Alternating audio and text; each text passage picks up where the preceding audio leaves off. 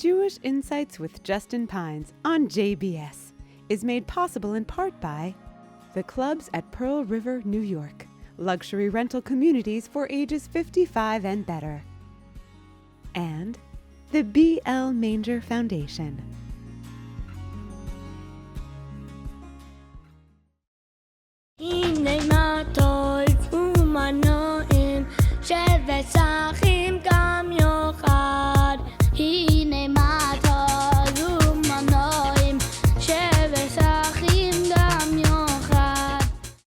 Shalom and welcome to Jewish Insights. In the Talmud, in Tractate Eruvin 100b, Rabbi Yochanan says, even if the Torah had not been given, we would nonetheless have learned modesty from the cat, which covers its excrement, and that stealing is objectionable from the ant, which does not take grain from another ant, and forbidden relations from the dove, which is faithful to its partner. In other words, we can learn how to be in this world from Torah, but we can also learn how to be in this world through our experiences of the world around us. The first time I met my guest today, Rav Judah Mischel, was when he led a Friday night tish, a night of singing and words of inspiration, at my sister Nicole and my brother-in-law Avi's house. He held an outdoor space captive for several hours as he shared inspiring words of Torah and stories, and I had a chance to meet with him one-on-one then for the first time. The next time I was moved with him was in the same backyard, but he actually wasn't even there. It was Rosh Chodesh Elul, the first night of Elul, when many people come together to think about the year ahead, how they're going to prepare for the high holidays. And a group of us were there sharing different words of Torah and inspiration. And we had the parent of both a camper and a parent of a counselor in the space that night. We had Dave Brickman, a friend of mine who's the father of a camper at Camp HASC, and Scott Hirschman, who's the father of a counselor at Camp HASC. Camp HASC is the premier Jewish summer program for children and adults with special needs, intellectual and physical disabilities. Hearing from that night was like the most powerful moment of the night, no offense to the other people who were there. First, Dave went on to share what it was like to let go, to bring his daughter, who he cares for, to camp and to trust this camp with this life that he's so invested in, and how moving it was for him. And then Scott, whose child was a counselor there, I think children have been counselors there, responded and saying, you have no idea. The impact it had on my children, who were counselors, was even greater. And each of them went into the detail, which I hope we'll discuss as well tonight. But it completely opened up a whole new way of thinking, because to be honest with me, before that, I knew Camp HASC mostly because of a concert. Camp HASC has this amazing concert every year in the winter, where the best of the Jewish music come together to raise money for the camp. And as is unfortunately but often the case around these things, people come and they say it's a good cause, they check the box, but they come because it's an amazing concert and it's special, and people don't necessarily even know. I shouldn't speak for others, myself I should say. It's a good cause and good music, so I want to come, but I didn't go deep. I didn't have a sense of HASC or Rav Mischel before that. And hearing that night really made me realize that the experience of being at Camp HASC was a whole thing on its own that I was curious to learn more about. The effect on the campers, the counselors, and their families. And so my guest today, Rav Judah Mischel, exemplifies that rare combination, thinking back to the Talmud and Eruvin, of someone who changes lives not only through the powerful Torah that he shares, but also through the organization that he leads and the experiences he creates. Rav Judah Mischel is the executive director of Camp HASC, the Hebrew Academy for Special Needs, and he's the author of the Baderech series. This is the first book in the series here, which I have today, Along the Path of Teshuvah, a book about how to prepare. We mentioned Elul, how to prepare for the coming year. And he lives in Ramat Beit Shemesh in Israel. And I have been patiently waiting for you to be in America so I could sit with you at this table. I'm so thrilled you're here. Welcome, Rav Judah. Thank you so much for having me, Justin. All right, so many know you, but for those who don't know you, say a little bit about how you became Rav Judah Mischel. How I became, how you became you. Tell us, catch us up to this moment. Just tell us the first, what we missed previously on Rav Judah Mischel. First of all, it's great to be here. Thank you for having me, and thank you, Sloan, in the sound booth. We're all in a state of becoming, meaning like this is a process. Of course. It's the first plug. Yeah. I mean, like the way that I believe that it's Rashi describes, the way the commentator Rashi explains the experience of the Jewish people standing at the splitting of the sea, where we have like this great moment of God awareness, and we say, Zeh Eli, this is my God, Va'anvehu, and I shall adorn him. So I think that Rashi explains that this experience, this awakening of like, wow, look at where we are, and look at who we are, and look what we've achieved. is, the recognition that lo ani tchilat hakadusha. We're not the beginning of this story. That this didn't start with us, with me. We were speaking a little bit before about some of our mutual friends and Chevra, all the layers of civilization that go into where we are today, all the different experiences. I love that. My parents and family and friends. If I come out looking good or sounding good, it's because I have a lot of really good people in my life around us, and particularly my wife and in our home. But there's a lot. There's a lot that goes into anybody being anything. Amen. And mi yoter mimeni, who knows more than I do how it takes a village. Yeah. We were talking earlier. I grew up in Muncie. Yeah. And that was very formative, of course. And my parents had their journey in Yiddishkeit and have their growth journey in Yiddishkeit, and it goes back to their parents and their parents. My parents chose a life of Torah and mitzvah observance. Everyone really ought to be choosing that life. Sure. Or choosing whatever they want, but just say a word on that. I'm very fascinated by the idea. What does it mean they chose? They didn't grow up with formal Jewish education. My father a little bit more than my mother. My mother did not grow up with a formal Jewish experience or education. Some cultural, some symbols, perhaps, some language. But they came to that much later in life with Chabad. And institutionally, we grew up in the modern Orthodox, called Yeshiva League system. And our summer experiences were different than some of the other kids in my class. We had a little bit of a different trajectory and experience because my parents were really writing the script as they kind of went along with all these different influences from their homes and their own kind of perspective. They didn't have the boxes to check, so to speak, on what you're supposed to do as a card-carrying member of any specific. Right. So that had a lot and has a lot of influence on, I think, our whole family's story of being able to kind of craft our own, our own way and kind of draw from all the different parts of Am Yisrael and the Jewish experience that work for us. So I don't think there's anything unique in there's unique in every human being, but I don't know that if I'm becoming anything, it's also because of the great opportunities that Hashem has put before us and the great privilege to be a part of so many good projects in Klal Yisrael, like you mentioned, Camp HASC, chief among them. Yeah. So I know. Let's connect a couple dots. I know you were living in Muncie. Were sent to Frisch. Same grade as my sister-in-law, Shlomi Stein. Sent to Frisch. Well, I assume there was not a massive bus of hundreds of kids coming from No, they Frisch. bust us across state lines, desegregate. Yeah. And we went to Frisch, to co-educational prep school. Then it wasn't the Frisch Yeshiva High School like it is today. It was the Frisch School. There you go. It was great. I had wonderful friends.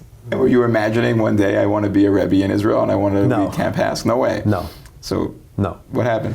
But I wanted, but to be honest, I love the Jewish people, and I wanted to work with people. I wanted to work with Am Yisrael. I wanted to work with Jewish people. I didn't have any idea what that would look like.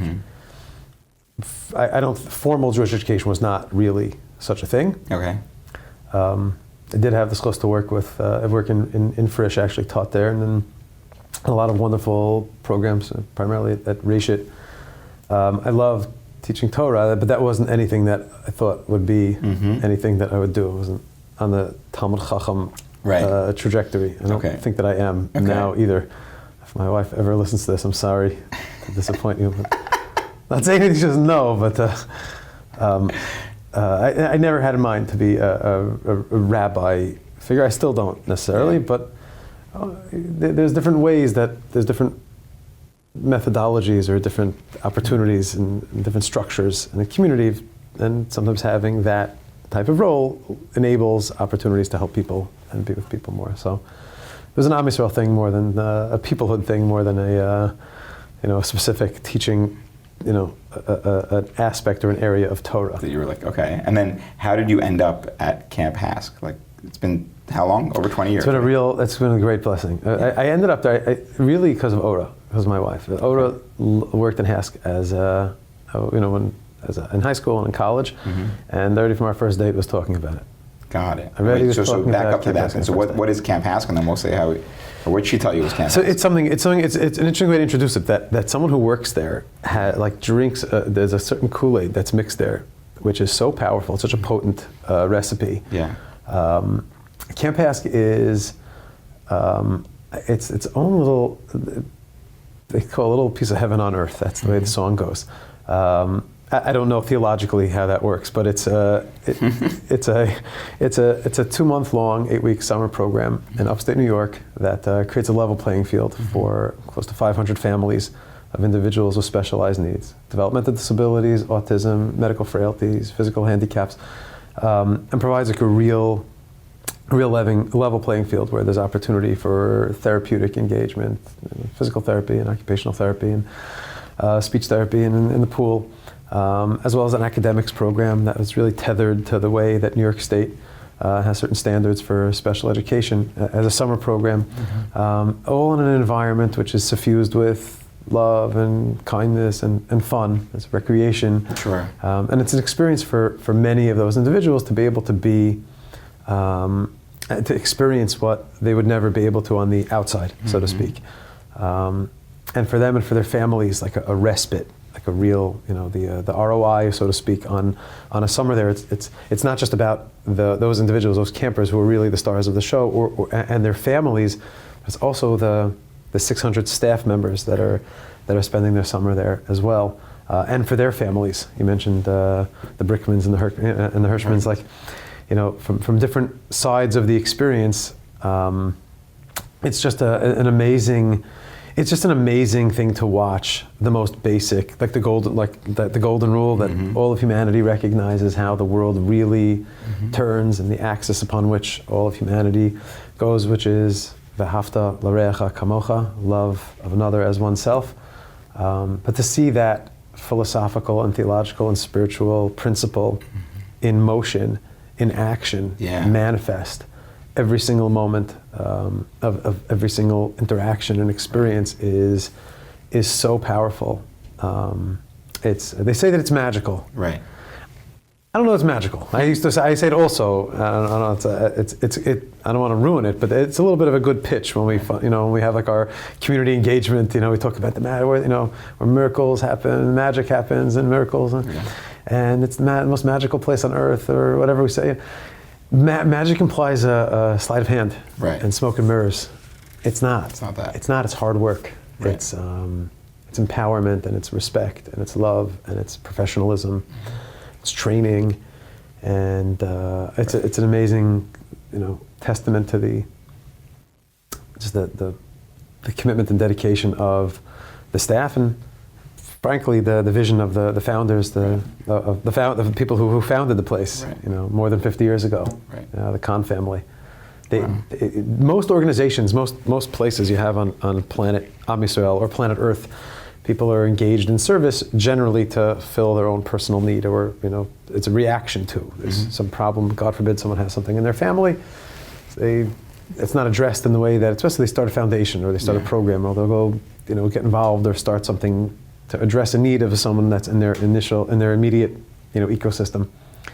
What's amazing about HASC is that its foundational values were selfless. This family began it, the Kahn family began it, without anyone in their family who would benefit, so to speak, from the services provided in it. And that, I'll call it ahavat chinam, that unconditional love, that baseless love that just comes from, it's not baseless, it's the essence of who we are. That sense of mutual responsibility and community is something that thank God, half a century later, is still very, very much part of the day-to-day. Yeah, and it shouldn't be overlooked, right? It's one thing to have an idea, to have a place like this, but it's another thing for it to be done in a way that is so powerful for everyone who's touched by it. So let's work our way through. Like first, talk me through the families. I can imagine a family's caring for a child full-time, part-time.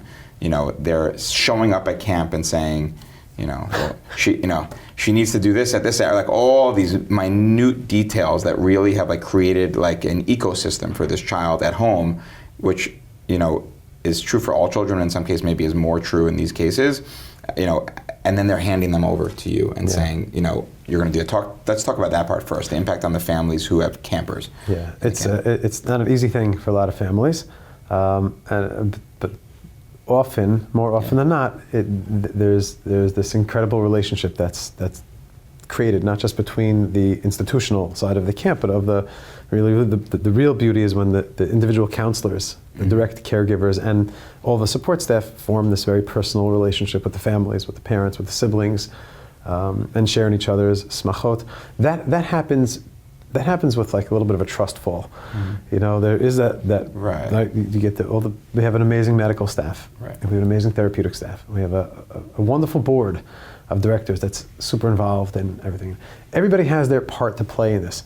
But what it all comes down to is, are you going to entrust your child, your loved one, who, you know, most often parents and families feel the ones who are uniquely suited to fulfill their needs, to provide for their needs. You're willing to like have that little bit of leap of faith that, that someone else can do this also. It's the power of arivut, of this mutually beneficial give and take of taking responsibility of being arivim zelazeh. Yeah. Like, can I really believe that they can love my child enough that I'm able to let go of them a little bit for the summer? And the answer is yes. That the answer is yes. There's nothing that stands in the way of the power of one Jew loving another. Right. And I imagine for any parent, like we sent to sleepaway this past year for the first time, there's that moment of like, oh my God, they're leaving my house. My kid gonna How be are they safe? going to be loved? They're going to be safe. They're going to get picked on. This is 10x in this situation. It's more heightened. Yeah, because often our campers are not able to advocate for themselves, or speak for themselves. So there's a lot of training, and there's a lot of experience in the room. Right. Some of the department heads and the division heads and the people at all the different levels of our program are you know, this is not their first time. And there's a lot of experience there. There's also a lot of humility there from our psychology staff and our behavioral staff. And there's a real sense of achrayut. I think that's probably the most important word, which is responsibility. And everybody kind of steps up and takes responsibility. And that's how you grow.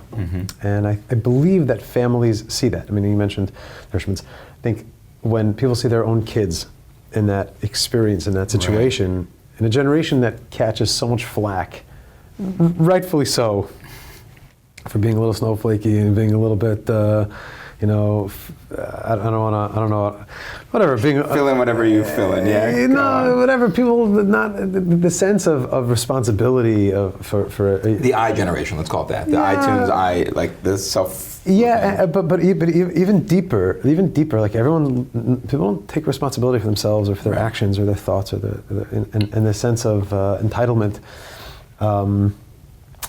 Camp HASC just is a place where there's no possibility for that. You have someone's life in your hands. They have to get their medications on time, and tucking them in at night and helping them wash and dress themselves. Perhaps, you know, even eat with a G-tube or feed themselves like you. You have to be a Baal Achrayus or Baalat Achrayut, somebody who takes responsibility, agency, ownership, and you know, for a young man, that sense of manhood, or for a young woman, that sense of activating that maternal instinct at a stage of life where, you know, they want to travel and build their resume and kind of like sow their oats, to be able to grow during that time, 18 to 19, 19 to 20, 20 to 21, in an environment which is tailor-made to cultivating and incubating leadership and responsibility, is something that doesn't just impact what takes place during the summer, but the whole trajectory of the community changes when you have people who are emerging from that. I don't know of another experience other than Tzahal, than the IDF, you know, where you have a sense of brotherhood and, you know, mutual responsibility and sacrifice and idealism and love, and going out, so to speak, on behalf of your people in order to do good. And it's a meaningful thing to be a part of. Beautiful. It's all, you know, everyone is, not everyone, but most people are drafted into. How do you think about selecting counselors and what you're trying to train them to do? I know part of it is experience on the ground, but how do you think through that? How do you pick who's going to do this? What are you looking for? That's a good question. We're looking for a few good. We're looking for people who want to do this, who want to step into a situation where they're going to be challenged, where they're going to work hard. We don't make any, myself and Rabbi Avi Pollack, who's our program director, and I were just going around speaking in different yeshivot and gap year programs. And we don't mince words. We talk about it. It is meaningful and it is fun, and we do have a lot of stuff for the staff, and we We do create a really positive and encouraging, empowering environment, but it's really hard work. I'm sure. When we say that to them, so you're going to be challenged, and it might be uncomfortable in certain ways, and it might be overwhelming in certain ways, and that's good. I would even add that I'm not sure exactly when this is going to air, but I hope by the time this airs, everyone will be home. All the Chatufim will be home. All of our hostages will be home. Our enemies will be humiliated and crushed, and all of our Chayalim, our soldiers, will return to their borders and expanded borders of the land, and everything should be well. We're recording this. We're having this conversation in the midst of a war, and there's an emergent feeling that I believe collectively Am Yisrael ought to be feeling. I believe is feeling. If we're feeling, sure, we're feeling that, and places like Camp HASC provide an opportunity for diaspora Jewry to really engage in a serious way in service to their fellow Jew, and connecting that dot deliberately to what's taking place in Israel and to what's taking place here, and that we telling these 18, 19-year-old young women and men in seminary and yeshiva and their gap year and in high schools here, saying, do something serious. Take your life and your opportunities seriously. You're living in the most blessed generation, the most educated generation, the most empowered generation with the most opportunity and the most blessing and revealed way. Do something about it. Give back, put it back into Am Yisrael, into the ecosystem. Activate that muscle called, peoplehood. Activate that Nishmas Yisrael, that collective soul of the Jewish people. Creating that language and having that language in camp aspirationally, that's what we intend, that's what we hope, that's our intention. Moves the story forward. It's not in Gaza. It's not Lebanon. I would not, but it's in our place, in our way, saying do something for another person that might not be easy or comfortable. And what's extraordinary is our return rate and the sense of the way that people talk about it. Not just the counselors and the campers and their families, but the families of the staff members and then the community relate to it in such an extraordinary way, because again, you can't beat the most basic golden rule of what it is to be a Jew, which is to treat a brother like a brother and a sister like a sister. And it's that's something which is very powerful. Wow, amazing! I think I'll add from where I'm sitting that is an opt-in, like you said. It's not like being in Israel, and it's an important thing for people to be opting into. It's also not just a summer thing, right? Like I see in my own community, people have they have their campers coming to them for Shabbat.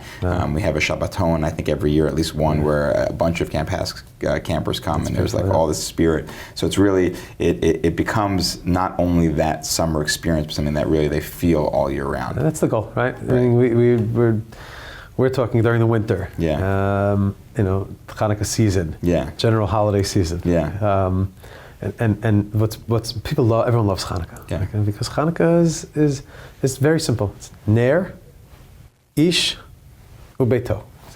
Candle, you got fire, light, just a universal symbol of everything good and everything holy and everything positive, the warmth and the radiance, soul glow. There's a person. Ish, Sorry, was that a Coming to America reference? Good morning, neighbors. One of my all-time favorites. I mean, we met in Englewood, and we were. You mentioned Eddie Murphy and there you go. Ashman's. Let's bring it around. But we were in Eddie. I don't know if you were at that event. But we had an event in what was Eddie Murphy's house in Englewood over there. There you go. See, we give back to Eddie for what he did for us. Let the soul glow. There's Ner, there's Ish, there's a person, there's an individual of like, where do I stand vis-a-vis that light and that blessing or that godliness or that goodness or whatever metaphor, Uveito, they're home. And Chanukah is a time where we're lighting the glow or we're kindling the flame in our home, but not just in our home. It's at the window or at the door, it's at the lintel, it's on the outside, it's sharing and projecting and giving that over. There's nothing more meaningful than if you have blessing to share the blessing, if you have light to share that life.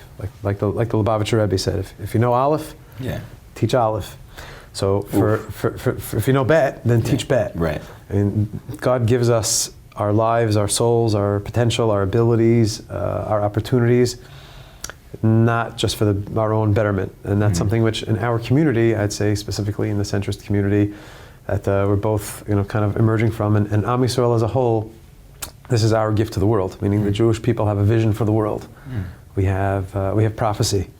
We have a plan. We have intention and aspiration, and we're the carriers of that. Right? So if the shamash, the candle, or that's in service of the other candles is set aside and a little bit elevated, it's because it's giving and it's sharing of its light. And it doesn't, not just that it doesn't lose out, but it benefits and it's elevated. So that's the story of being a part of Camp HASC. And it's really a story of being a Jew, if we're thinking about it in the right way. And when we have that mentality, that outward-facing mentality of building my home and I'm strengthening myself, I'm a person who's taking responsibility for myself and those around me, so then we can really engage in what's called pursume nisa, like the sharing of that light and the spreading of that light outward. So if you're feeling good about the interactions you have with the parents of staff members and campers, and come in contact with staff members, people who've worked in HASC over the last half century, it's like, in Israel they give you a little falafel on the shoulder, they give you a little stripe there. It's something which is part of you, which never leaves you. And we speak about this often. It comes up in board meetings and administrative meetings, is that we get hyper-focused on our program and the professionalism of the program and the metrics of success of the program, and like every so often we kind of zoom out and we realize the global impact that just doing good has, specifically through this. It's just we're fulfilling God's will and part of Hashem's plan, and it's a very, very special blessing to be able to be in that mindset. Beautiful. Yeah, on that last note, you've been there 20 years. Do you have a sense of the long-term impact on some of the counselors or campers that you've seen that I was there 20 years ago, this is how it affected me? Like what are those? We hear that all the time. There's a constant refrain. If I don't have the study, I don't have the longitudinal data from all those years ago. But it's not just intuitive. It's clear. Is that if you take almost a sampling of individuals in our community and across communities who are in leadership positions. Not specifically talking about if you're a speech therapist or working in behavioral therapy with autism, but across in shul boards and community initiatives and in rabbinic or lay leadership in schools or in different organizations, or people who've chosen mission-driven careers. A lot of that is fueled by the experience that takes place when you're 17, 18, 19, 20 years old. It's also, most of our staff comes on the heels of a time in yeshiva or seminary.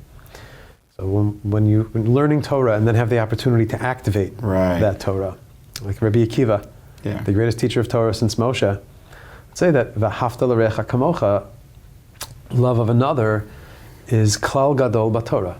It is the foundational, fundamental principle of Torah through which the entirety of Torah ought to be seen. So you mentioned this core idea from Rabbi Akiva, the idea of loving your neighbor like yourself. When you're bringing in a counselor for the first time, this is so clearly part of who they are already, or is there, what do you see something happen? Are there examples of things you see happen over the course of a summer of an individual camper or a counselor, of how they change as a result of this powerful experience? Yeah, there's an important frame here, is that, when we look in the beginning, they're not the beginning of their story is not when they show up in Camp HASC, right? Like they're raised in homes where they see parents involved in the community and giving tzedakah, being charitable, being generous. A lot of the language that we don't even realize how special our community is, how special the Jewish community that engages in its Yiddishkeit is. It's so natural for us to be talking about others and engaging in community activity and acts of service. We don't frame it enough as religious experience. We think that we have our Torah and our shul, our davening, and that's kind of like our vertical relationship with God. And then we're good people, so we help. But it's not that. That is religious experience. That's God's work. I mean, that's what we call the F word. That's frum. I mean, that's what it means to be a person who is activating their Yiddishkeit. So when these young men and women come and are working in Camp HASC, it might be the first time that they're really caring for another individual and have responsibility. It might be the first time that they have to really be responsible for themselves. So that when like when that match strikes, there's combustion. I'll just an example. There was a young man who grew up in a community very different than the counselors. That's one of the beautiful sub-narratives or subtexts of what takes place in HASC, is that you have Jewish kids from all different types of communities, like really every type of community, levels of affiliation and observance, and the Hasidic community to much more progressive, and it's really a beautiful type of family atmosphere. So we had like a really, I only mention it as just as a prelude to this anecdote. A couple counselors who come from much more modern Orthodox type of homes. And the camper was a Hasidic kid. I'm going to not mention the community, but it's anyways, the parents came with a wheelchair for the summer. That the kid's not able to walk. They said he's a little bit in therapy. They get therapy once a week or whatever it was, twice a week, and working on their legs. But part of the beauty of an 18-year-old. And part of the reason why we draft 18-year-olds into the army at that age is because there's just like this, almost like this, I mean it, holy arrogance and holy chutzpah of like, that you could do anything. Sure. That you could do anything. Yeah. And don't necessarily know the repercussions of what that might lead to, and have an amazing ability to just give and give and give and give. Sometimes even you're a student of Musar, sometimes that comes from a place of arrogance. Right? Think like, I can do this. And even though the protocol, and even though the doctor's note, and even though the therapists and the prognosis is not that, and the sense of what a professional would say progress is going to be is not that, but I got it. Okay. And they went to their therapist, and they were working with him, and strengthening muscle tone and learning how, so to speak, to take those steps. And then they would go to the pool. They had swimming every day. They have swimming every day in this heated pool. It's like a beachfront. And take him out of the chair, and almost like this walker in the pool, and hold him on both sides and walking him back and forth every single day, twice a day, and then in therapy, until he literally took first steps in the pool, in the pool, and. They call to they're like, oh, he took steps. I'm like, what are you talking about? Yeah. I'm not like doing some miracle New Testament here, I'm not, he's alive, Yeah. rise, it's not some revivalist walking thing. on water. They literally walked, and they called in the therapists and came in, and everybody was like, couldn't believe it, and they called the kid's mom. Who does not have a smartphone and the ability to just to FaceTime and see. And I was like, I don't believe it. Not possible. How could it be? They said maybe years from now you would take it. She said, can't be. Like you're pulling my chain. And they got in the car and drove a couple hours up to camp. The parents. To the parents. Yeah. And had lifeguard and the therapist and the division head, the program director, opened up the pool after hours, turned on the lights, and got in the water with the counselors. And everybody there with tears in their eyes, held his arms and walked. And the mom cried and said, I had it. It's a miracle. How does it, it's a miracle. It is a miracle. And those miracles happen in Camp HASC. They happen. And they happen, I'll quote one of your student of Rav Olby. Yeah. And Rav Olby was a student of Rav Eli Lopian. And Rav Eli Lopian explains that the algorithm of that miracle that takes place is because somebody acted out of their realm of comfort and nature. Somebody transcended their boundaries and limitations in doing for another. He quotes from the example of the Shunammite woman who risked and gave of herself to open the door for the prophet, who then revived her son and brought him back from the dead. But that whole experience of bringing back someone from the dead was only enabled because she went out of her comfort zone. She extended herself in such a way. So when our staff members activate the Torah, so to speak, of what they've heard in their homes and what they've learned about doing for others, and they're in a situation where they're being trained and directed by the staff to give a little bit more, and then they kind of tap into their own soul potential of wanting to transcend and do and prove it, and then those miracles can happen. Wow. And then you have a life that's changed. And then that when that young man's sister got married, The family invited the staff for the wedding. They took care of the brother during the wedding, but not just them. Invited also the kid's parent, the staff members' parents to the wedding. Wow. Because they become a family. Wow. And that's where if there's magic, then that's where the magic happens. Wow. That's where the magic happens. That's amazing. Am Yisrael. Yeah. We can do anything. Am Yisrael. It's crazy. And it goes back to this whole thing of like, you could say v'ahavta l'recha kamocha over and over again in a class, but to create a space where it really happens and that people have the opportunity to grow into it. And then, like you said, it creates this fiber between the counselors and the campers, but the physical therapist is involved, the parents are involved, the counselors' parents are involved. It's a whole, you said arevut at the beginning, there's a whole interconnected fiber and a strengthening that happens there. Yeah. And it's important for us, I think, as a community to frame these things, these experiences, these moments. It doesn't, not at Camp HASC, whether it's it's volunteerism or packaging food or going to serve turkey dinner on Thanksgiving at the shelter or whatever it may be, to frame it theologically, to frame it religiously. This is frumkeit. Yeah. This is frumkeit. Somehow, over the last 2,000 years, the metrics of what it means to be close to God and to fulfill God's will became very personal. After the destruction of the temple, our way of engaging God was no longer national, and forget the universal element of it. It became very, very personal. The observance of halakha, which is paramount, and the study of Torah and one's individual Torah, and a lot of Torah became, almost theoretical, in the Beit Medrash, in the laboratory conditions of Jewish ideas. Sure. And that's wonderful. That's what sustained us. As history shifts and the restoration, the return, tshuva is taking place, the restoration of natural Jewish living in the homeland, in Eretz Israel, in the land of Israel, we're seeing an expansiveness of understanding that Torah doesn't just address my midot, my interpersonal relationships and my, how I eat and what I eat and when I eat and milk and meat and how, the ritual slaughter. And it doesn't just address, whether I can carry on Shabbos inside of it, but it addresses the entirety of existence, economy and social trends and culture and politics, government and army and war.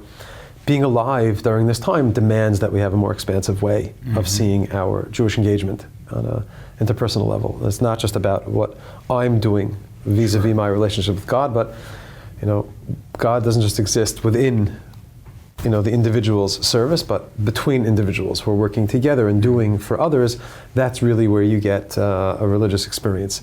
The more that we're able to lean into our doing for others on a communal basis, on a communal level, and have that collective language of this is what it is, to reclaim tikkun olam, like the fixing of the world, that is our goal. Sakin olam b'malchus Shaddai, to bring God's kingdom and reveal God in this world in every facet. Then when you're working with a camper in the bunk, when you're changing a diaper, or making sure they get their seizure medications, or with them in therapy and carrying over the moving of their therapy, that becomes something which is suffused with religious meaning. Wow. I just want to pick on the word you said, reclaiming tikkun olam. Just say it out for me a little bit. What's broken about tikkun olam, and what is real tikkun olam in your mind? Nothing's broken. Tikkun olam is tikkun olam. God has a plan. The master of the world has a plan. Yeah. And I don't want to mess with that plan. All right. I want to be a part of it. Yeah. Somehow, I'm you want to mess with it a little bit, right? You just said that miracles happen when people step outside of the natural plan. Speaking from our personal experience, where I came from a typical Orthodox, environment. There's not much talk about the universal vision for the Jewish people. Right. It's very particular, and it's very personal, and the proof is in the pudding. Is that worked?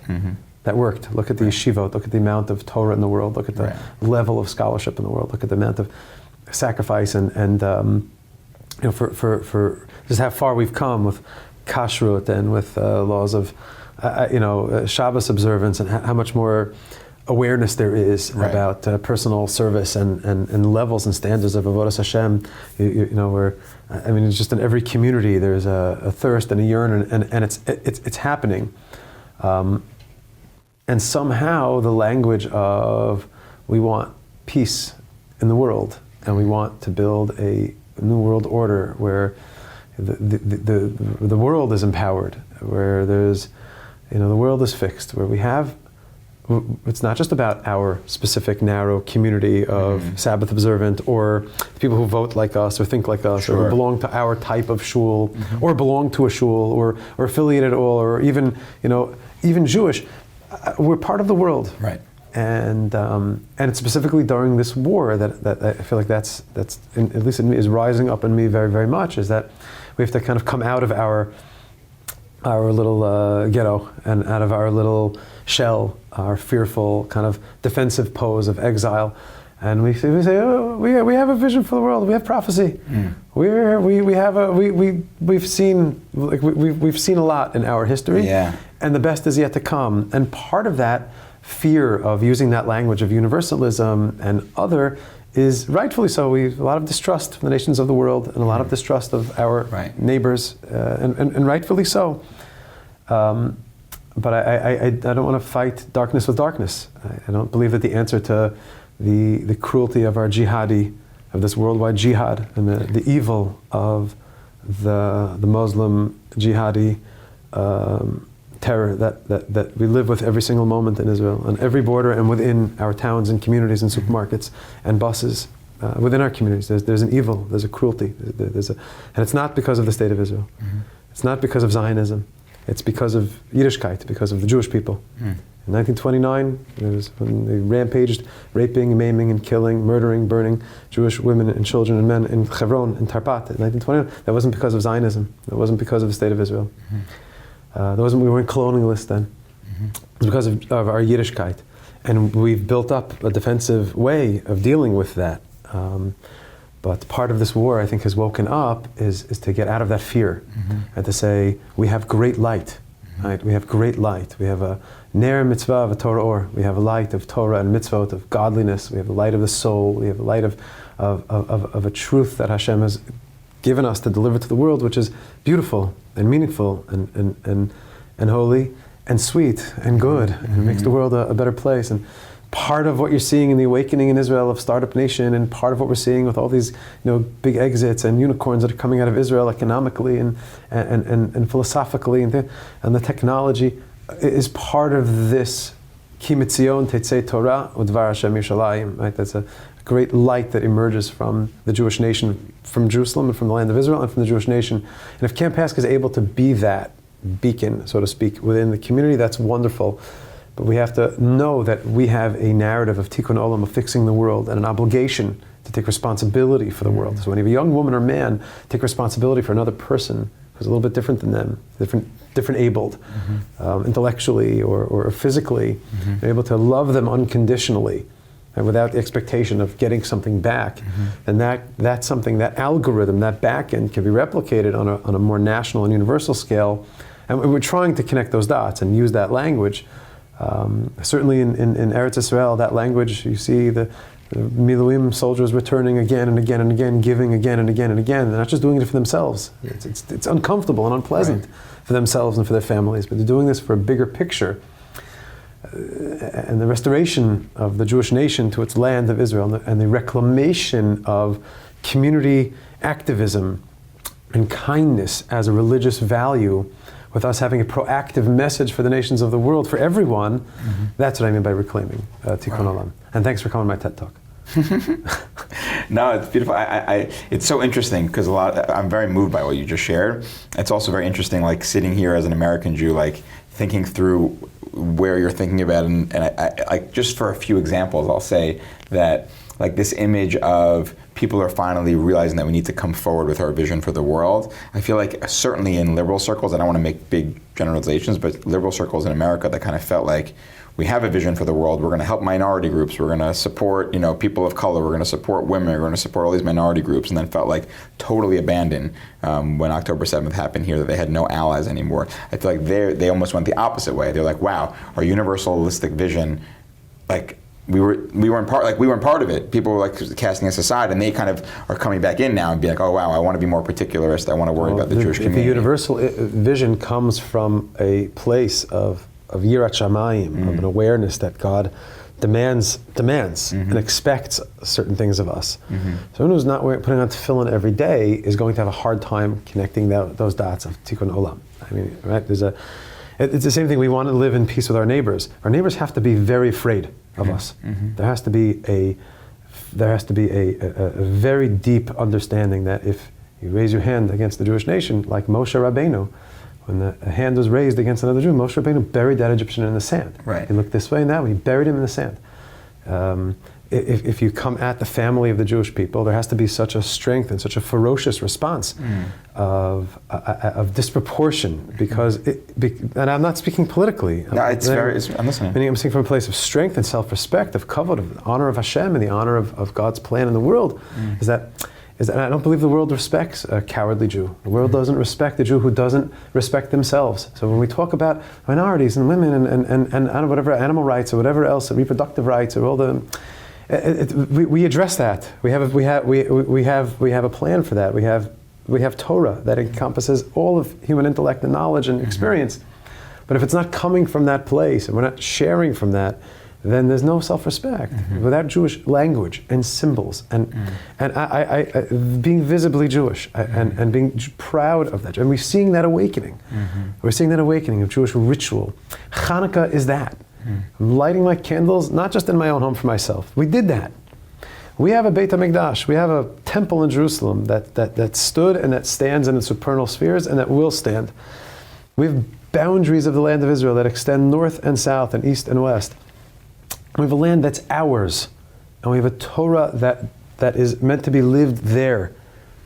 And mitzvot that bind us to God and to our land and to our people. If we're not able to speak like that and say these simple truths, that there's light and darkness, that there's good guys and there's bad guys, and that we have to bring our children and women and husbands and sons and sisters and brothers out of captivity by wreaking such havoc and vengeance and making it impossible for them to hold on to them.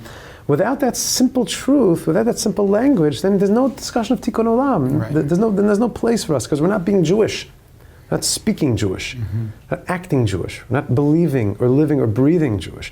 So then you forget your vision for that. Then they're saying, what do we need you for? What do we need you for?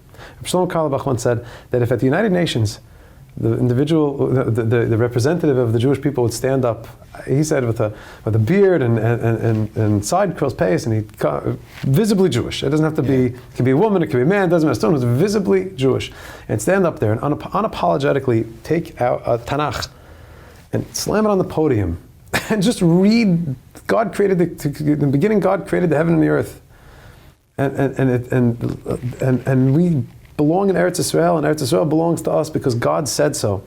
There'd be a lot more respect. There'd be a lot more space for us to enable everyone to be themselves. And I believe that diversity and pluralism only is able to be created in that space where a person is aware of themselves, proud of themselves, and unabashedly able to live that and be that. Wow. So I hear you saying that don't throw out tikkun olam, but tikkun olam doesn't work if it's not grounded in Yiddishkeit. If it's not, we're starting from the wrong place. It has to be started in a deep understanding of the Jewish mission and what we're trying to do. That's like core, and then bring that out. Yeah, every human being in the face of the earth is created in God's image, right, and has their contribution to make to it, and so do we. We have our playbook, and we're often, we only address it. This is what exile did to us. This is what happened. Is that those who were sticking with the book, stuck to certain parts of the book and doubled down on those parts, and those who didn't stick with the book, are like trying to tether themselves to those values that are reflected in the book, but don't have a light without a vessel. Right. So we want to be kind, and we want to be generous, and we want to be thoughtful, and we want to be helpful. But okay, we have a system for that. In other words, like there's a generation of individuals who don't know that is rooted in Torah. Right. And without that, there's no identity. And we see what happens. We see what's happening. When there's a lack of Jewish education, there's a lack of Jewish values and language within Israel, and I don't have to tell you, here in New York, it's as bad in Israel. Yeah, no, I would. It's as bad within. I'm not a snob I was here. with a friend recently. We were debating whether America was more Jewish than Israel in terms of, because you think of America as Judeo-Christian values, that Judaism has so shaped the value system of America, and to what extent when Israel, there are cute things about Israel. There are street names and there are names of the Knesset and that kind of thing. But to what extent it was like, oh, let's look to democracy, let's look to the capitals, and let's look to the Middle East. Well, instead of let's look to Torah to how to shape this country. That's exactly the struggle over the soul of the tension between the Jewish identity and Israeli identity. I think true Israeli identity is rooted in Judaism. Right. There's a beautiful metaphor that I heard in the name of Efi Tam that a lot of the movement of the kibbutzim and the building of the state and the building of the land and Zionism, it was the most Jewish experience. Mm-hmm. The natural rootedness of the Jewish nation in its land. I mean, it's prophetic. That's tikkun olam. Yeah. I mean, first things first, you gotta put the anchor down. And Am Yisrael and its land is the anchor for all of humanity. Right? There's no balance on planet Earth without that. Yeah. And the movie is playing without the soundtrack. Torah is the soundtrack, the song of Torah, the song of halacha, the song of prophecy of our black letters on that white fire. So you're seeing the images, Jewish land, and you said streets and all these things which are cute but can be very external without being rooted in Torah. Right. That's where we're up to now. That's what's taking place. I mean, world Jewry has the opportunity to join that, I say struggle, but that opportunity, that privilege of those last clarifications before this next stage of redemption. And there's a lot of opposition. It's a goal line stand of this progressive, I don't mean liberal. It's not liberal. It's not liberal. It's very not liberal. Mm-hmm. It's very progressive, almost undermining of Judeo-Christian, of tradition, of saying we're more Israeli, meaning we're more comfortable in Berlin or in this parliamentary system, or we're more comfortable in Vienna than we are in Eretz Israel. And on the other hand, someone's saying, well, we want to just be in Volozhin or in Mezhebes or in Vilna. Mm-hmm. And we're all trying now to figure out exactly where we begin and where we end to form a Jewish identity, which is healthy and rooted in Yiddishkeit, but also very much now. That's what's happening in the world today. Sure. But without Torah, without mitzvahs, and without confidence, without fighting evil, without being embarrassed about it. It's a war. Sure. To fight bad guys in a war. Yeah. Without that sense, then there's no tikkun olam. Mm-hmm. Then there's not going to be any. In fact, you can see we see the opposite. Mm-hmm. They chew us up and spit us out, and don't want us if we're this, and don't want us if we're that. So let's be ourselves and take care of each other. And I think it was Jerry Springer who would end the show by saying, don't forget to take care of yourselves and each other. Don't forget to have your pets spayed and neutered, but to take care of ourselves and each other, so that we can build a world that's based on kindness and through the prism of Ahavta Recha Kamocha.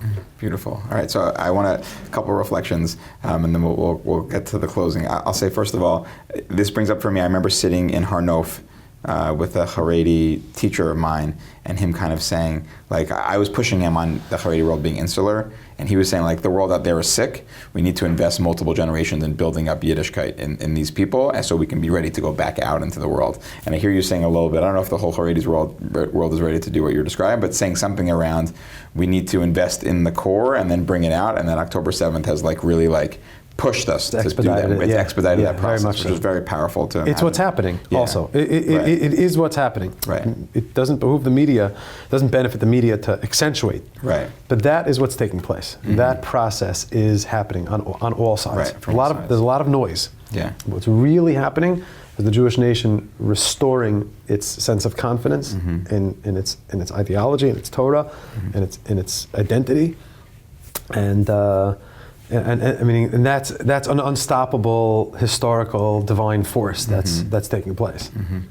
Beautiful. And then I'll ask you a throwaway question, just because the time of year we're meeting, it's around New Year's in the world right now. I know we have Rosh Hashanah. We're right in Times Square. Also. Exactly. We're in Times Square. New Year's, the party's happening. Talk to me about when I say the word New Year's, what comes up for you? Shana Tova. It should be on New Year's.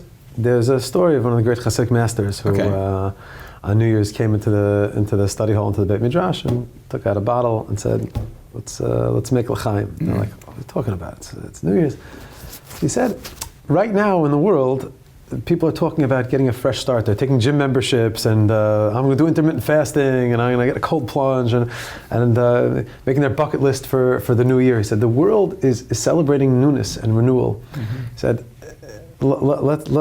let's shouldn't we? Yeah. And take a stock of ourselves and think about our lives. And our kids call it, in Israel, they say, siba lemisiba, a reason for a party. Amen. But New Year's to us is an opportunity to start again. I think this year New Year's falls out on the culmination of Chanukah. Right. So it should be a year of light, and it should be a year of warmth. It should be a year of families coming together, of Am Yisrael coming home.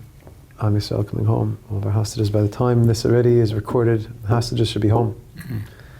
And there should be a complete victory for the Jewish nation, a victory, a military victory, like we have in Chanukah, a military victory, and see great miracles. And then, God willing, New Year's will have, I don't know if Fish is playing in Madison Square Garden or whatever, but whatever goes on, the ball should drop, and the great day should, the great dawn should rise. Amen. Have a Shana Tova Metuka. Sweet year.